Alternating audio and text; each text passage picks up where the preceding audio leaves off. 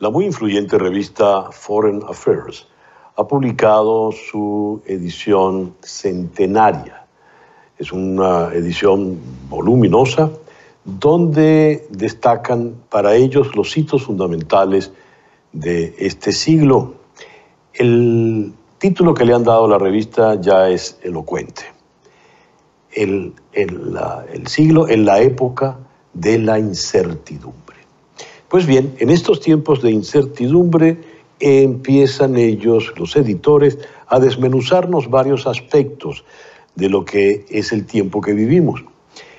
Hacen una distinción en los libros más importantes de la centuria y en el área económica, entre los libros más importantes del siglo, está el texto Las revoluciones tecnológicas y el capital financiero, la dinámica de las burbujas financieras y las épocas de bonanza.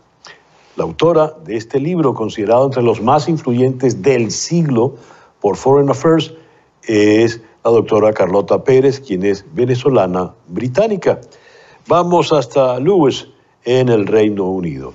Carlota, muchísimas gracias por atender esta invitación en el programa de hoy. Un placer, César Miguel. Mire usted, Foreign Affairs ha escogido su libro como de los más importantes del siglo, en un compendio voluminoso para celebrar la centuria de la revista, que han definido como de la época de la incertidumbre. ¿Tiene su libro pistas para despejar, iluminar esa incertidumbre o todo lo contrario? Bueno, mi libro lo que hace es, primero que nada, confirmar que el cambio tecnológico ocurre por revoluciones. Luego, que cada revolución tiene un modo de difundirse, que las primeras décadas son épocas de mucho movimiento financiero, de mucha desigualdad, porque los ricos se hacen más ricos y los pobres más pobres.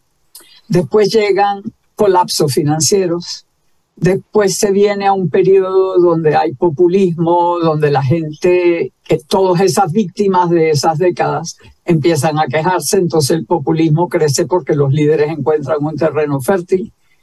Y luego vienen las épocas doradas, es decir, los políticos inteligentes, los que posiblemente, digamos, que serían probablemente socialdemócratas, pero así ha ocurrido en todas las revoluciones. Aparecen líderes que entienden que el sistema está en peligro y que está en manos quizá no de la mejor gente, y entonces montan lo que fue el estado del bienestar en la época dorada de la posguerra, lo que fue la era progresista a comienzos del siglo XX para la tercera revolución, porque la posguerra fue la cuarta, lo que fue el boom victoriano fundamentalmente en Inglaterra. También en Europa, el comienzo del siglo fue la Belle Époque, que también es una época floreciente. O sea que en realidad yo estoy dando una especie de secuencia que permite pensar que es posible, aunque no necesariamente seguro, es posible y un poco probable, porque la revolución tecnológica puede efectivamente venir a un momento del mundo floreciente donde se revierte ese proceso de empobrecimiento de unas gentes. Por supuesto que también ocurre otra cosa que es típica de las revoluciones tecnológicas, especialmente las que llevan a globalizaciones. La primera que hizo eso, la primera globalización, empezó en 1870, y allí fue donde Argentina y Brasil y Uruguay y Chile y Australia, Nueva Zelanda, Estados Unidos, Canadá, subieron económicamente con las tecnologías de la época, que eran era el vapor, era el telégrafo transoceánico, eran los ferrocarriles transcontinentales. Había todo un mundo de posibilidades para esa primera globalización.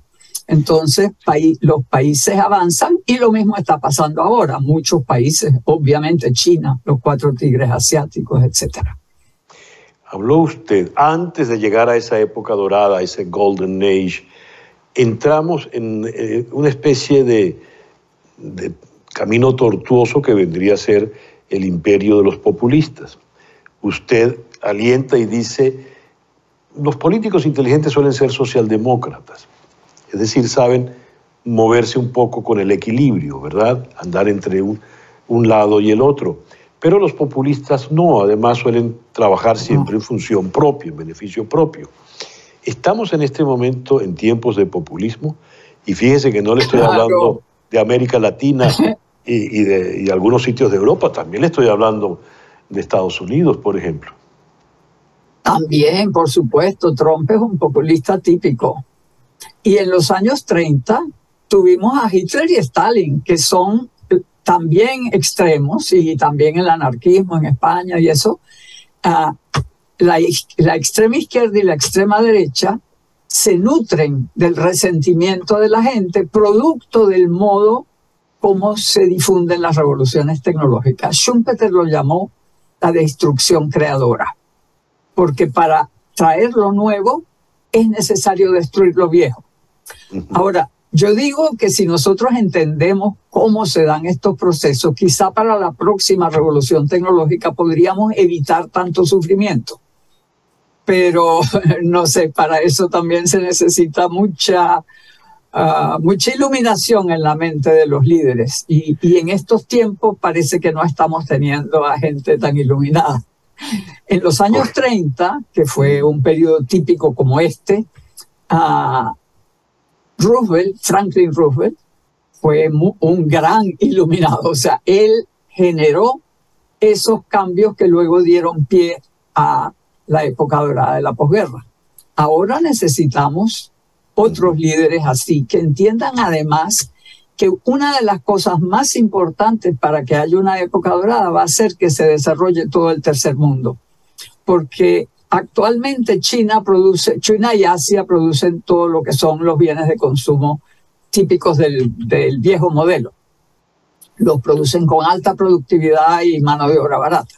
Entonces, prácticamente los países desarrollados no pueden traerse esa producción a menos que lo hagan con robots. Pero si todo el mundo en desarrollo se desarrollara, habría un enorme mercado para bienes de capital, para todo lo que es la transición verde, para una cantidad de nuevos materiales, nuevas energías.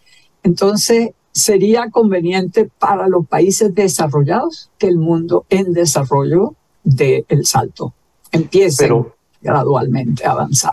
Allí parece que existe una larga espera, o para decirlo coloquialmente en venezolano, ahí hay un gran embarque, porque ese tercer mundo o esa raza cósmica latinoamericana, como en algún momento la llamaron, no termina de coronar. Hay momentos en que se aproxima, hay momentos en que vienen líderes promisorios, países que avanzan y de repente, no sé, para utilizar otra imagen popular, los dejan agarrados de la brocha. Antes de esa próxima revolución tecnológica, ¿podrá entre el tercer mundo de América Latina dar la talla? Yo creo que también tenemos que entender que las oportunidades son un blanco móvil y que solo duran un cierto tiempo. La sustitución de importaciones que permitió que América Latina diera un salto en términos de crear una clase media, crear una clase trabajadora, hacer todo un cambio en el campo. O sea, América Latina crecía al 7 y 8% todos los años, hasta que se acabó esa oportunidad y América Latina se quedó pegada. Y después la obligaron a que abriera sus mercados porque venía la globalización y la globalización se fue a Asia y nunca vino a América Latina. Entonces vino el resentimiento y vinieron los populistas. Después vinieron los precios de las materias primas y del petróleo, se fueron al cielo. Y eso se consumió porque no se entendió la oportunidad. Y entonces cuando los precios cayeron, la gente otra vez cae en el resentimiento, porque el problema del resentimiento, que es muy distinto de el odio o la rabia. El resentimiento es que yo tenía una esperanza, yo tenía un futuro y me lo echaron a perder, me lo destruyeron. Entonces, cada vez que hay un avance, la gente espera y cree que sus hijos van a vivir mejor y de pronto ese avance se destruye. Y eso es lo que nos ha pasado 2 veces y por eso hemos tenido 2 oleadas de populistas de ambos extremos. Ahora, tenemos otra oportunidad en América Latina gracias a estas tecnologías y gracias al problema de la necesidad de la transición verde, el cambio climático y todo esto. Porque resulta que ahora podríamos, con recursos naturales, tecnología, inclusividad y transformación inteligente del modelo de gobierno, podríamos hacer otra vez, dar un salto, porque esta oportunidad es distinta y tenemos capacidad para aprovecharla, porque justamente una de las cosas que logramos con la sustitución de importaciones, que no era mucha tecnología, fue tener toda la infraestructura necesaria, tener las capacidades gerenciales necesarias y desarrollar capacidades en la industria de procesos, es decir, la industria que transforma las materias primas, y la industria es la química, es la agroindustria y todo, y tenemos ahora la biotecnología, tenemos ahora la ciencia de materiales y tenemos mucha gente competente en esa área. Y claro, la informática, que es la revolución que tenemos ahora, los mejores instrumentos los usamos para eso y podríamos dar un salto en toda América Latina. Yo tengo muchas esperanzas. Qué bueno cerrar de una manera esperanzada. Para mí ha sido un privilegio esta conversación y le confieso, se me acumulan las preguntas. Lamento mucho no poder formularlas porque me interesaban sus respuestas, me siguen interesando, quizá en otra oportunidad. Carlota, muchísimas gracias por habernos concedido estos minutos. Un placer, César Miguel, y gracias por invitarme. La doctora Carlota Pérez es investigadora interdisciplinaria venezolano-británica, vive en Lewes, allá en Sussex, y su libro, Revoluciones tecnológicas y capital financiero, la dinámica de las burbujas financieras y la época de la bonanza, ha sido elegido por Foreign Affairs entre los más influyentes del siglo. Una pequeña pausa y ya regresamos en Conexión.